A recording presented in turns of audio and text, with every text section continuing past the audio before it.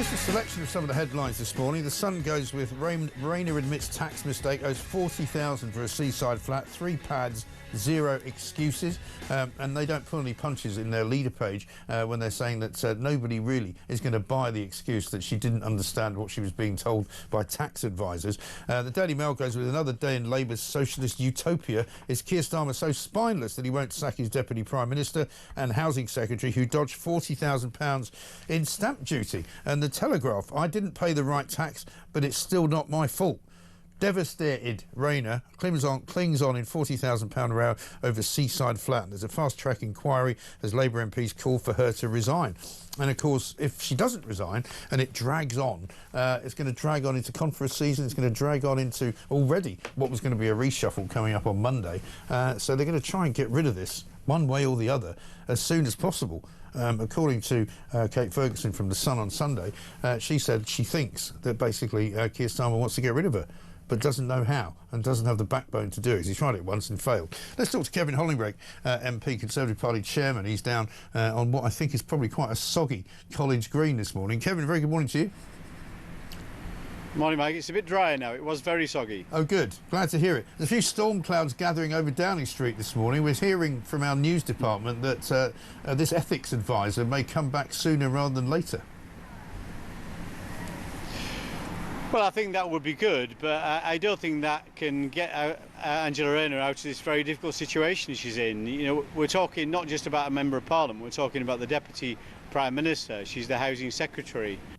And she seems to be saying the rules that she broke, and she has broken them and admitted to breaking them, was somehow obscure and needed expert legal advice. Well, you can go on the website, Mike, HMRC, put higher rates of stamp duty. One of the first things it says is that if you're named in a trust, that qualifies as your first home. So any other home would then carry the extra levy for a second home, which has been increased by this Labour government.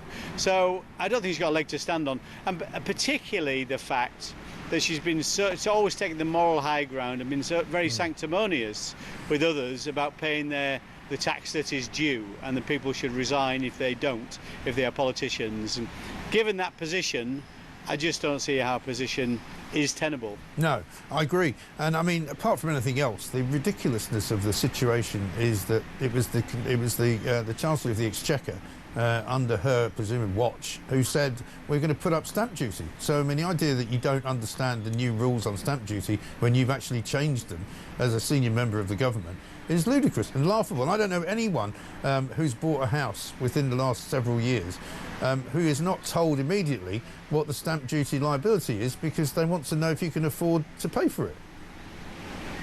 Quite. And they should have had stamp duty advice when she bought that. You've got to fill a form in when you buy a house and says, do you own any homes, and are they in a trust, and all those kind of things.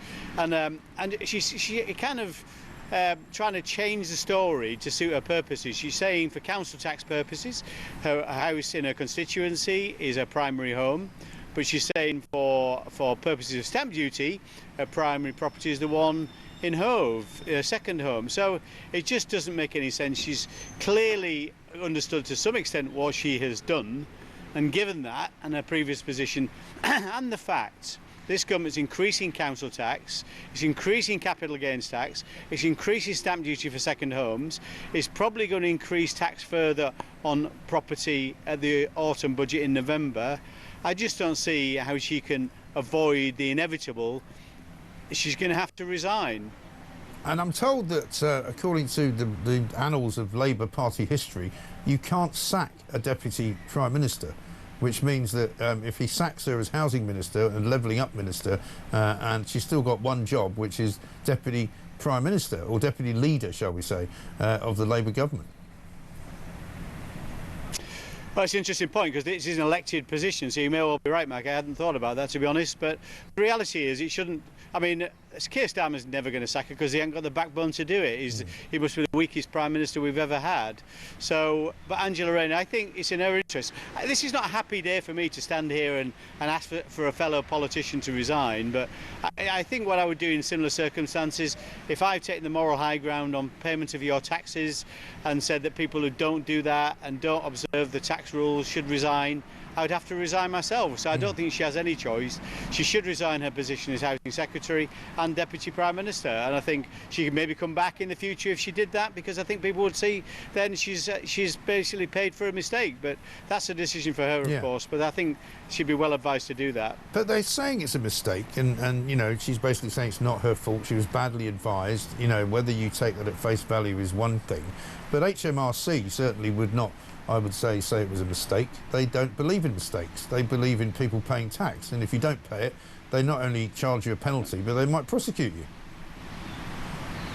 Well, that's right. I think there's a sense of fairness here, a very important issue of fairness here. So as well as the independent advisor for ministerial standards, there's also the point, have you followed the tax rules, and would a citizen, a normal citizen, who's not a politician, be investigated by HMRC in these circumstances? And I think they would. I think the HMRC wouldn't simply say, oh, don't worry, it's a mistake. So that's why we've written to HMRC to say you should investigate, because other citizens would be investigated, and if she is found guilty of it, they can apply a penalty in terms of the charge, in terms of the tax that she hasn't paid in the first place. Right. Yeah, I mean, I was late paying my VAT 1 month, and I got fined £1,000, even though I paid it every single time on time. You know, I didn't get to say, oh, sorry, I made a mistake, or actually my accountant made a mistake. You know, I just had to pay up. Yeah. And it's absolutely right that politicians are judged by exactly the same standards and held to the same standards by whether it be HMRC or any other part of our system. So I don't think Angela Rayner can simply say, I made a mistake and there's no consequences. I don't believe that at all. No. I think, you know, if you've taken a certain position in terms of you should pay your taxes, particularly at a time when other people are facing higher taxes, and you haven't done that, I just think there's no way she can stay in post. Exactly right. Kevin, good to talk to you. Thank you very much indeed. Kevin Hollinrake, MP, Conservative Party Chairman, saying there is no way Angela Rayner can keep her job. That's what he believes.